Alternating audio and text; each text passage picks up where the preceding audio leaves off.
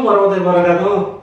Alhamdulillah akhirnya saya mendapatkan dia yang melapanya hampir 3 jam.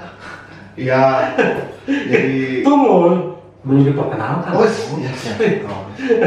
Siap, dikenalin dulu. Jadi sok rada kumanya, kamu rada telat-telatnya gitu.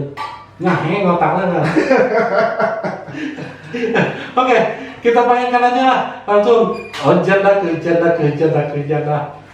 Bisa pakai lagu kalau guys mantep. Sorry, bukan janda. Maksudnya Kang Janda. Soalnya militan yang lagunya judulnya Jandaku. Oh ada? Ada. Kalau guys lagunya? Ada. Jandaku. Wah, kamu guys sudah merambah ke dunia Melayu sekarang.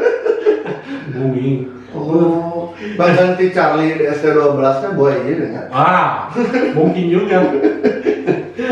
Gua Kang Janda kabar. Alhamdulillah Kang Oges, saya selalu baik, insya Allah. Kang Oges juga pasti selalu baik kan? Alhamdulillah. Gitu. Apalagi di lingkungan teman-teman seperti Kang Janda ini harus selalu baik kan ya.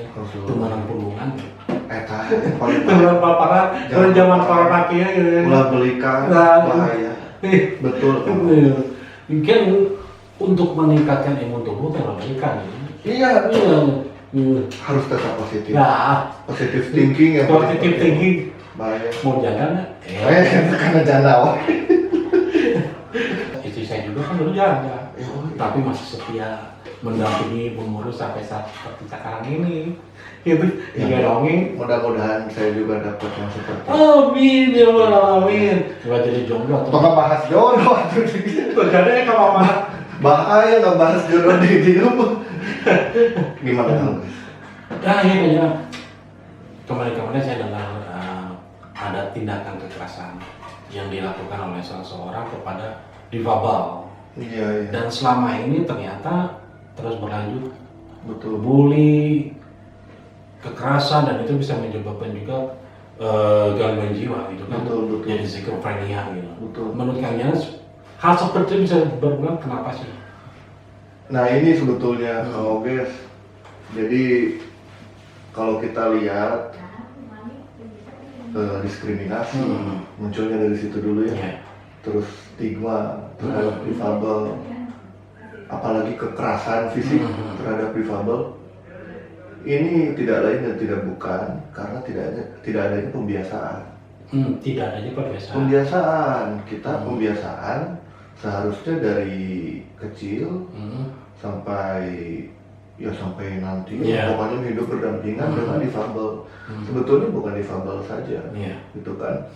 Karena Indonesia ini malulah kadang-kadang kita kampanye inklusi, padahal di bawah bendera di bawah Garuda Pancasila teh Bhinneka Tunggal Ika itu konsep inklusi. Ya benar-benar. Itu teh konsep inklusi. Jadi kalau negara-negara lain berbicara tentang inklusi, kita kurang inklusi gimana lagi? Semboyan inklusivitasnya di bawah lambang negara. Nah, makanya ini salah satunya Kang. Dulu saya sempat nyinggung, saya salah satu orang yang sebetulnya pengen SLB dibubarkan. Kenapa? Ada sebetulnya nyambung ke arah sini. Karena buat saya hakikatnya semua sekolah seharusnya harus inklusif. Selama ada SLB, maka dari sisi bukan hanya dari sisi pendidikan, kan pendidikan itu lingkungan juga ya. Kang Oges dulu kan nggak ada SLB, makanya Kang Oges juga nggak canggung sama yang disabilitas. Maka sebaliknya orang-orang yang ada disabilitas yang dulu bersinggungan sama Kang Oges mungkin nggak canggung sekarang gitu loh. Nah, saya harap sebetulnya SLB lebih baik ditiadakan. Jadi dari sisi pendidikannya pun disatukan dalam konsep sekolah inklusi. Pada hakikatnya semua sekolah harus inklusi. Lalu gimana misalnya saya sempat ditanya sama misalnya teman-teman pendidikan luar biasa, terus gimana nasibnya misalnya?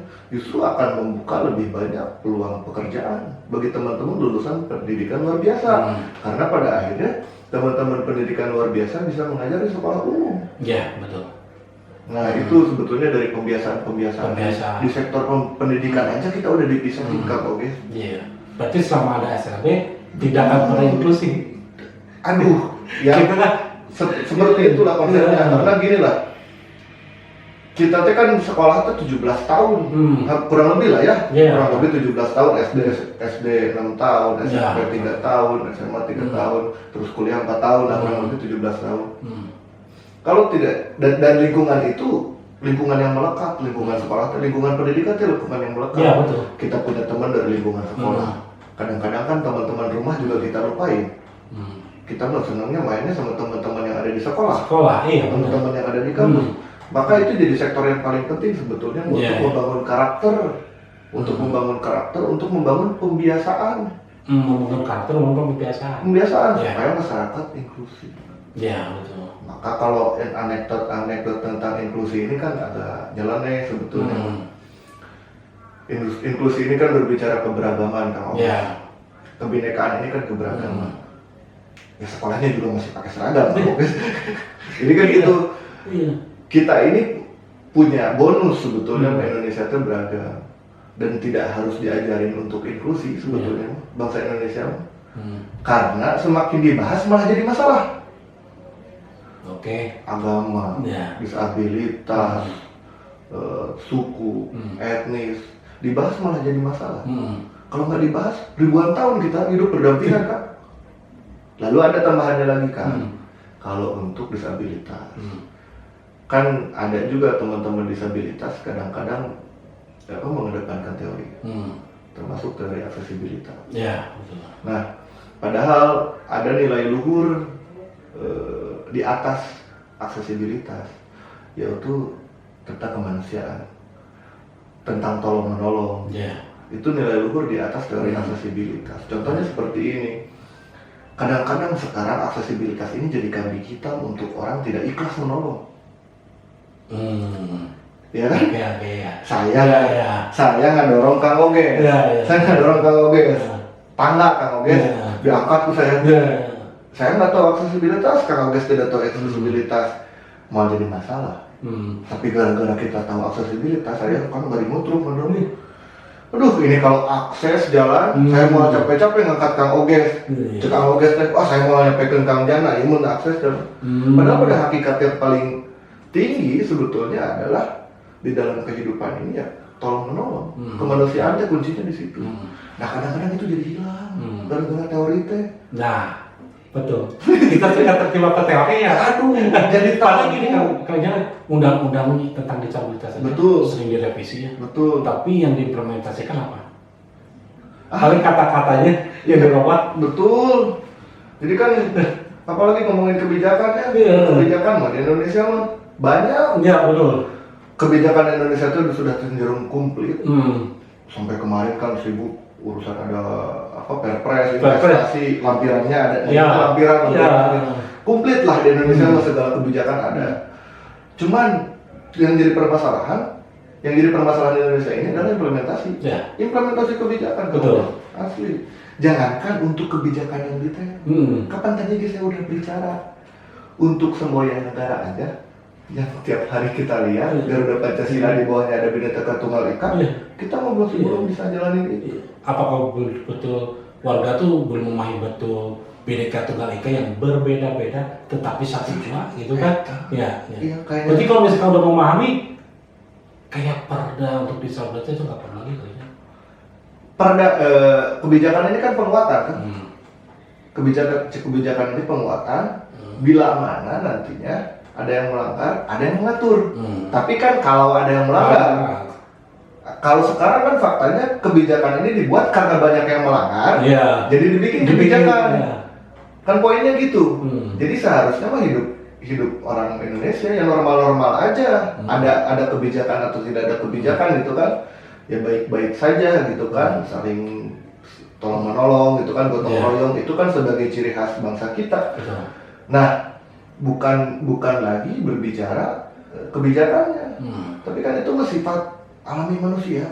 Kadang-kadang kita lupa bahwa kita ini manusia mah hakikatnya tolong menolong.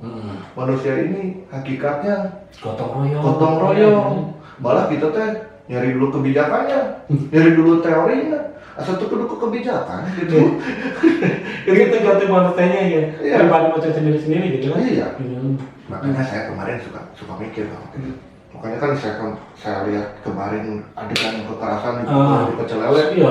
Masya Allah itu. Walaupun ada kata-kata ya, kata-katanya hanya A. Dan alasannya juga kan itu kan. Iya betul. Nanti punya A, di dahar. Iya. Ya biar bagaimanapun alasan apapun kekerasan itu kan tidak dibenarkan. Iya. Pola komunikasi yang buruk, kekerasan itu sebetulnya, apalagi kekerasan fisik sampai ke jenggolan, kalau sih iya. Itu jangan sampai lah seperti itu, jangan sampai terulang. Apapun alasannya, kalau tindakan kekerasan tetap kriminal. Betul. Harus diproses hukum. Betul. Dan mudah-mudahan itu menjadi warning ya buat masyarakat ya. Karena saya yakin itu bukan kejadian yang pertama. Iya. Dan bukan satu-satunya kejadian. Pasti banyak. Iya. Itu yang digebukin, yang dibully. Iya. Aduh. Itu apalagi dampak kedepannya kan kayaknya yang harus kita khawatirkan gitu kan. Gitu. Kalau si kerja gebuk sembuh, nggak ada dampak kedepannya nggak terlalu masalah. Tapi kini kan menimbulkan trauma. Betul. Seperti itu kan. Betul.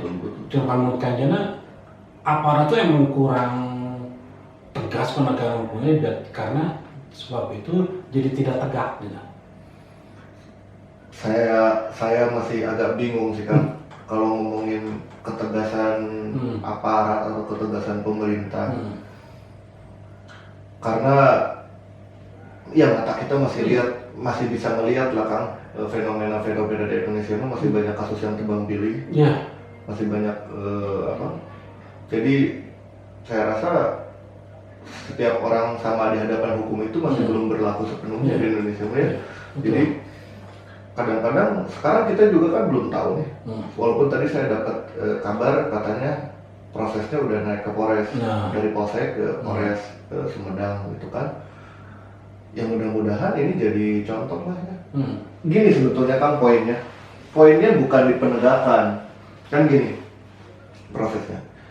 Ketika ada penegakan hukum, berarti ada pelanggaran. Ketika ada pelanggaran, ada kesalahan, gitu kan? Ada hal yang salah di masyarakat sebetulnya. Jadi gimana caranya supaya penegak hukum ini nganggur? Sudah. Berarti masyarakatnya memang harus ngerti dan tidak melakukan kesalahan. Itu kan poinnya mah. Saya mah pengen sebetulnya mah KPK nganggur. Pengen saya mah. Karena tidak ada kesalahan, tidak ada korupsi gitu kan. Sekarang sudut pandang kita tuh selalu berkaca seperti demikian, bahwa keberhasilan penegak hukum ini dinilai dari banyaknya kasus yang ditangani. Padahal berbanding lurus dengan negara-negara yang tidak stabil berarti begitu. Sama kayak KPK kan? Semakin banyak koruptor yang ditangkap, KPK berhasil. Kan harusnya kalau KPK nganggur. Padahal secara apa orang-orang mati. Iya benar kan? Iya benar. Berarti kan lomba-lomba udah ditangkap. Iya. Berarti semakin ada masalah banyak. Betul, masalah di negara ini banyak. Pesannya nggak sampai. Iya benar. Ini kadang-kadang pola pikir yang seperti ini harus dirubah di masyarakat. Mindsetnya gitu ya. Waduh, pemerintah teh kumahanya tuh tegak. Hukum teh bisa ditegakkan. Sebetulnya bukan penegakan hukumnya. Bagaimana cara masyarakat ini tidak melakukan pelanggaran hukum. Itu poin pentingnya mah. Jadi mudah-mudahan ya ini ya kasus yang sekarang ini menjadi warning. Walaupun misalnya kasus sekarang ini mungkin ya ada kemungkinan ujungnya ini bisa diselesaikan secara kekeluargaan. Dan maraklah di Indonesia. Terlebih kan korban sama pelaku ini ada kenal teman kecil katanya kan. Cuman di samping itu saya berharap justru menjadi pembelajaran buat semuanya untuk tidak memperlakukan disabilitas seperti itu. Bahkan bukan hanya disabilitas saja, kekerasan sama siapapun. Disabilitas betul. Bahkan orang yang tidak disabilitas mendapatkan kekerasan bisa jadi disabilitas. Itu loh bahaya yang kita harus ambil itunya kan.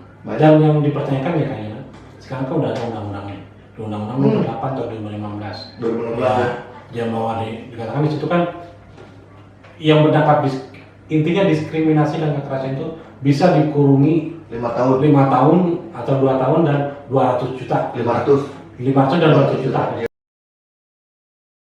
Nah, yang menurut Kang Jana optimis nggak sanksi itu diberlakukan atau ditegakkan? Saya belum tahu Kang Oges yang diterapkan pasal mana Ya. untuk kasus yang ini ya. Ya. Tapi pada hakikatnya setiap peraturan harus ditegakkan. Cuman PR-nya kan di Indonesia itu. Ya. Setiap peraturan malah PR itu diimplementasi kan, diimplementasinya. Saya juga kayaknya kita lihat ya nanti ya, mungkin ini wahana juga, wahana jadi sarana juga buat teman-teman disabilitas. Karena memang kemarin korbannya ini disabilitas, kita lihat nanti pasal mana yang diberlakukan, apakah KUHP atau memang ambil yang dari undang-undang disabilitas. Nah, ketika misalnya ada pasal yang undang-undang disabilitas tidak dipakai, itu bisa jadi campaign buat teman-teman. Supaya orang-orang luas juga tahu bahwa disabilitas ini sudah diatur lewat perundang-undangan dan segala tindak tanduk yang menyebabkan kerugian atau diskriminasi terhadap disabilitas, maka akan diganjar sanksi seperti itu. Karena belum semua orang tahu kan itu pasal di Undang-Undang Nomor 8 tahun 2016. Tapi wajar saja kan kalau misalkan Pak Bal merasa pesimis dengan wajar. Ya, karena selama ini tidak ada yang menerima sanksi hukum seperti di Undang-Undang Nomor 8 atau undang-undang lainnya gitu kan. Betul. Ya, betul. Jadi kita merasa mah jangan sih undang-undang ya. Jangan sih penegakan hukum hari tegak-tegak mah gitu kan. Iya. Di sini mungkin karena tidak ada ketegasannya dari aparat gitu untuk menghukum gitu. Sebetulnya bukan tidak berbicara tidak tegas dan tidak tegas Kang. Kalau untuk urusan hukum di kacamata saya tetapi adil dan tidak adil gitu loh. Untuk menegakkan keadilan tidak selalu harus diperjuangkan lewat jalan tegas gitu kan. Tetapi bisa saja juga tidak tegas juga bisa. Yang penting adil. Gitu kan, kalau tegas ini kita berbicara cara ya, tegas atau tidak gitu kan. Tapi kalau berbicara hukum kan berbicara keadilan, adil atau tidak gitu kan. Ada juga banyak sebetulnya orang yang ditindak tegas ketika ditangkap, tetapi pas dijatuhi hukuman tidak adil. Ada juga kan, sebetulnya seperti itu. Nah, menurut Kang Jana, pemerintah daerah yang harusnya dilakukan agar supaya tidak terulang seperti hal seperti ini. Dan menurut Kang Jaya tadi sudah berada di lingkungan biasa maka terbiasa. Itu yang harus diterapkan oleh pemerintah daerah seperti apa sih? Di samping ini kalau dari jadi ada dua Kang, ada dua dari sisi kebijakan dan juga dari sisi pembiasaan yang tadi ya. Dan kuncinya pembiasaan. Dari sisi kebijakan maka perlu hadir kebijakan di setiap daerah, entah bentuknya perda atau perwal atau perbuk gitu kan, atau pergub. Nah, yang mengatur tentang disabilitas. Sumbernya dari mana? Tentunya turunan dari undang-undang. Walaupun saya tahu di setiap kota kabupaten atau daerah rata-rata sudah ada perda tentang disabilitas. Cuman pertanyaannya adalah apakah sudah sesuai dengan Undang-Undang Nomor 8 tahun 2016 atau belum? Dan kebanyakan ternyata belum. Gitu kan? Nah, itu poin dari sisi regulasi. Lalu dari sisi kedua, ini ada hal yang salah sebetulnya. Ada salah. Ini di kacamata saya ya. Di kacamata saya. Acuan dari disabilitas ini salah satunya mengacu kepada Permensos. Permensos nomor 8 tahun 2012 atau 2011 lah itu ya. Pokoknya itu di lampiran bahwa disabilitas ini masuk ke kategori pemerlu pelayanan kesejahteraan sosial. Ya, PMKS itu. Dulu PMKS, sekarang PPKS. Ya, PPKS. Nah, pada akhirnya di situ kan objek semua.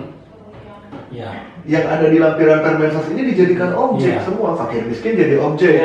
Maka ketika berbicara fakir miskin, maka kita berbicara bantuan tunai. Berbicara sembako.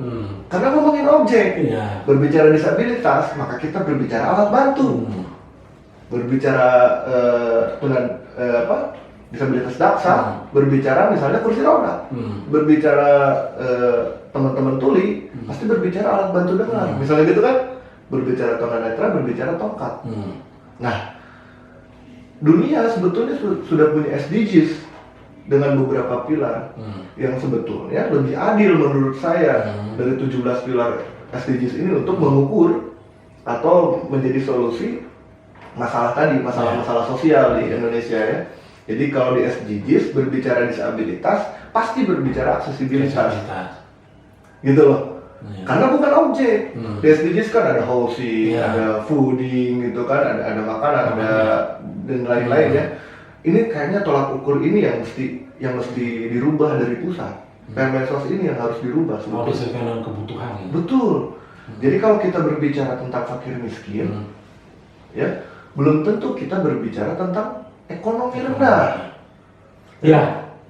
Bisa jadi, oh ini miskin karena tingkat pendidikannya yang rendah, maka solusinya sedikit disakolakeun. Gitu kan?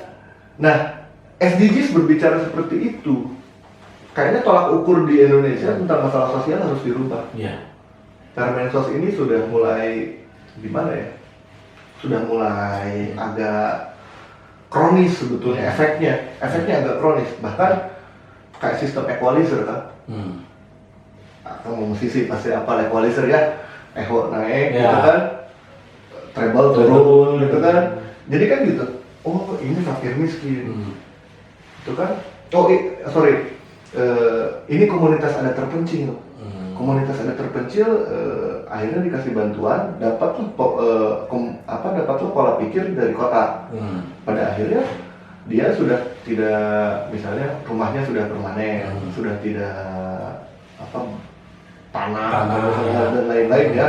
Terus dia udah pakai baju gitu kan, dia udah pakai baju dan lain-lain. Akhirnya apa? Dari cutnya turun, pindah ke fakir miskin. Saya rasa gitulah analoginya. Jadi saya rasa harus mulai adil, dan saya sebetulnya sudah mulai juga lebih ekstrim. Saya rasa fakir miskin atau masalah sosial di Indonesia pasti akan sulit sekali turun kan. Dan belum tentu pengemis fakir miskin ya? Belum tentu. Pengemis beda kategori kan. Beda kategori. Nah ini ada kategori gelandangan, ya kan? Gelandangan taruhlah di situ tunawisma, gelandangan. Akhirnya jadi boga imah. Pindah ke kategori fakir miskin. Fakir miskin naik, gelandangan turun. Kan gitu. Kalau tolak ukurnya, tolak ukur tadi PMKS. Betul. Tetapi kalau tolak ukurnya SDGs, rakyat Indonesia itu kurang makan.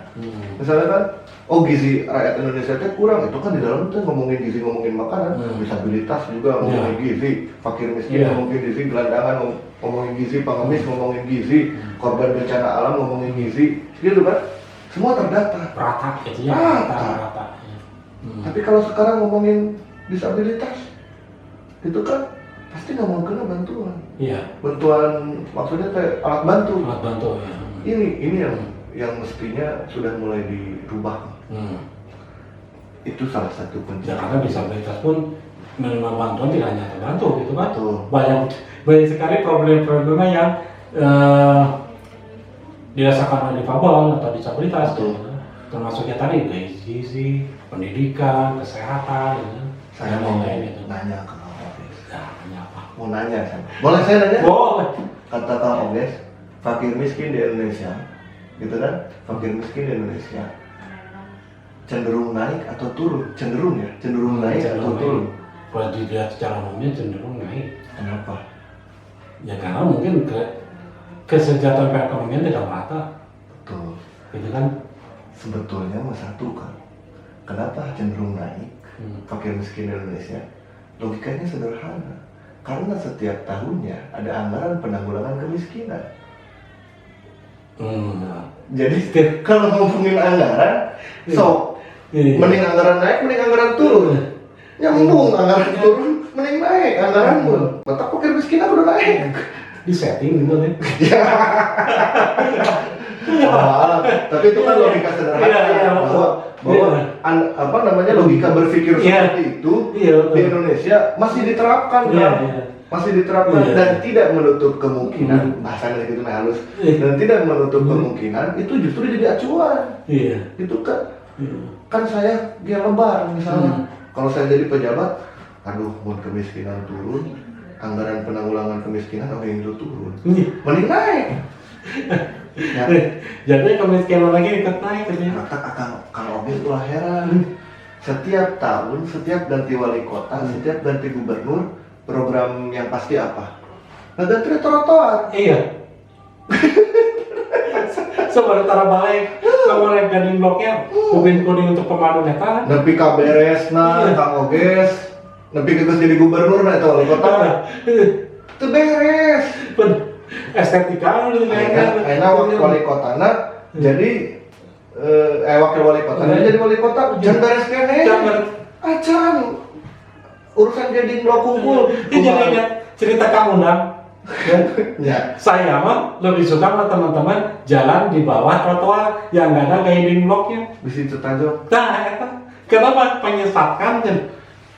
Aduh, tapi ya Iya gitu kan? Itu realita lah. Itu salah satunya kemarin kan.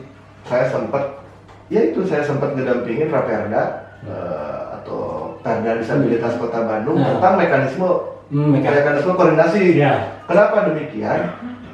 Pembangunan fasilitas untuk disabilitasnya tidak dilibatkan dari perencanaan. Nah, eta bukti Kang Undang.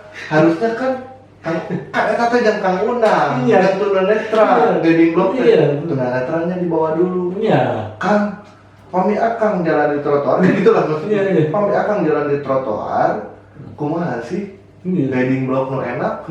Iya mah atuh Kang, geus beres kan dicobaan ku tunanetra. Terus di Kang Undang teh kitu asa mending jalan di handap. Eta teh dijadikeun alasan ngabongkar deui. Bongkar deui. Anggaran nambah lagi. Jangan sadar absurd. Walaupun abdi minta kebagian. Kecuali abdi kebagian, abdi tutup mulut. Gitu lah. Jadi lucu gitu ya, lucu gitu. Yang harusnya satu kali dibangun gitu pengerjaannya dan itu merupakan sudah disesuaikan dengan fungsionalnya, ini malah berkali-kali gitu kan. Wajar tuh mensujuan. Apa? Kalau sujuan agar anak kamana gitu. Nah, kan abdi mah ngaji rada dalam. Jadi lain sudon kan kata mah waro. Hati-hati. Omat sana sudon kan. Iya. Soalnya kan hanya pisan gitu kan. Di difabel di Indonesia tuh sudah makin banyak ya. Iya. Iya makin banyak persentasinya gitu kan. Betul. Tapi anggaran teh kamana kan ya. Tiap kali ada HDI, Hari Disabilitas Internasional, apa yang didapatkan? Cuma seremoni. Salam-salam, kedepannya apa? Ya itulah makanya kan sampai sekarang budayanya akhirnya ketika kita tidak terbiasa hidup dengan difabel, kadang-kadang disabilitas juga dijadiin sirkus. Iya. Dijadiin objek. Betul. Ketika HDI berbondong-bondong orang disabilitas. Di luar HDI di luar HDI mau lupa. Benar. Itu. Parahnya kayak gitu kan. Apalagi kalau pas mode pemilihan. Betul pemilu. Wah, itu kan yang namanya difabel tuh dijadikan benar-benar objek gitu kan ya. Iya. Itu kan wah jadi baik teh yang kasih apa gitu. Tapi setelah itu ya terlupakan gitu kan. Apa janji-janji pun yang tadinya sampai ada kontrak di situ politik sampai sekarang. Iyalah itu kan. Silakan. Misnya. Karena bagaimanapun kan berbicara politik, berbicara mayoritas, berbicara konstituen kan, menang ini dari suara mayoritas. Nah kalau berbicara difabel justru sebaliknya kan, kita berbicara minoritas. Makanya saya sebetulnya saya pengen mental masyarakat, mental masyarakat dan mental difabelnya untuk terbiasa hidup bersama. Sehingga apa? Banyak regulasi yang sebetulnya saya pikir nggak perlu. Saya pikir nggak perlu bisa diinklusikan, bisa dikungkeun gitu. Salah satu contohnya yaitu tadi SLB. SLB itu bisa jadiin aja sekolah inklusi. Jumlahnya lebih banyak dan nggak harus nyediain fasilitas baru. Betul. Justru sistemnya doang yang baru. Lalu yang kedua, dan setiap sekolah kan hakikatnya jadi aksesibilitas. Kalau gitu. Yang kedua, kalau membangun aksesibilitas maka bangunlah dari sisi mentalnya juga. Contoh gini, ngomongin aksesibilitas, ngomongin infrastruktur, ngomongin arsitek. Sekarang arsitek dari mulai kuliah atau dari mulai belajar, teori aksesibilitas ini dimasukkan nggak kepada kewajiban untuk membangun suatu kan itu kan tidak mungkin tidak masuk ke kategori estetika. Betul.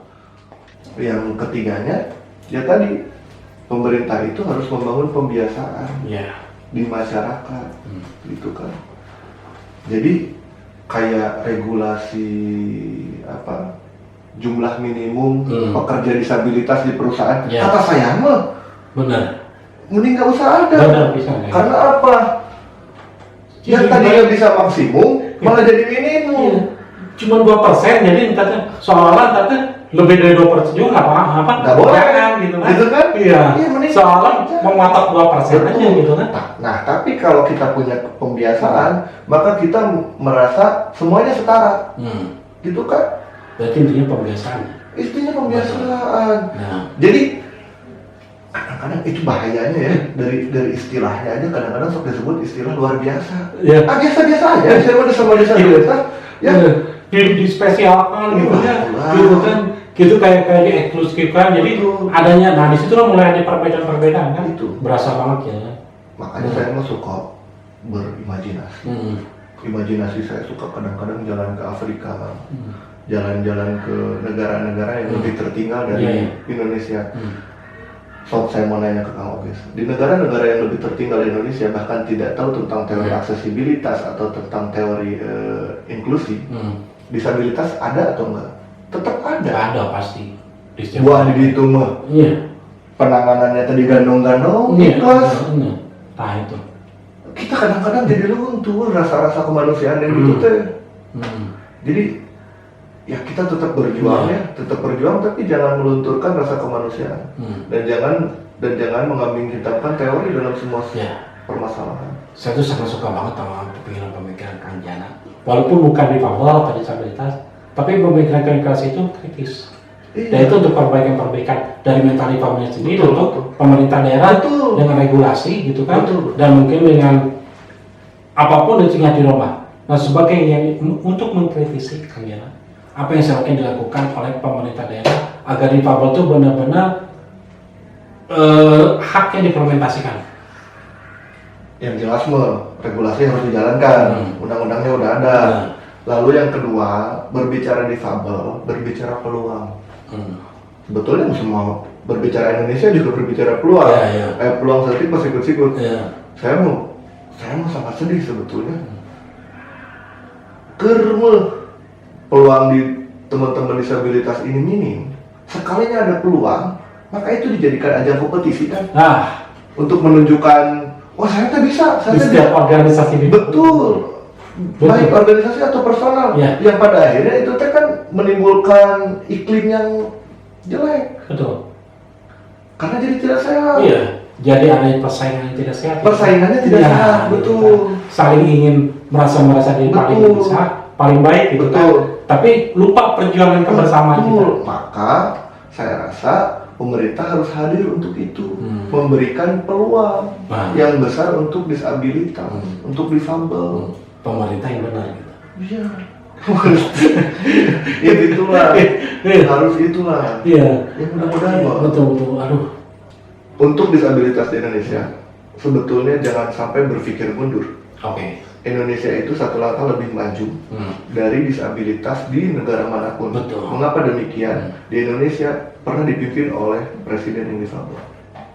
Pada zaman Gus-Dur. Betul. Kita harus sadar itu. Pernah ada disabilitas yang menjadi presiden. Amin, mudah-mudahan gitu. Jadi tidak sulit lagi sekarang difabel menjadi anggota dewan. Nah, saya tanya, waktu Gus Dur jadi presiden, undang-undang sudah ada? Belum. Nah itu.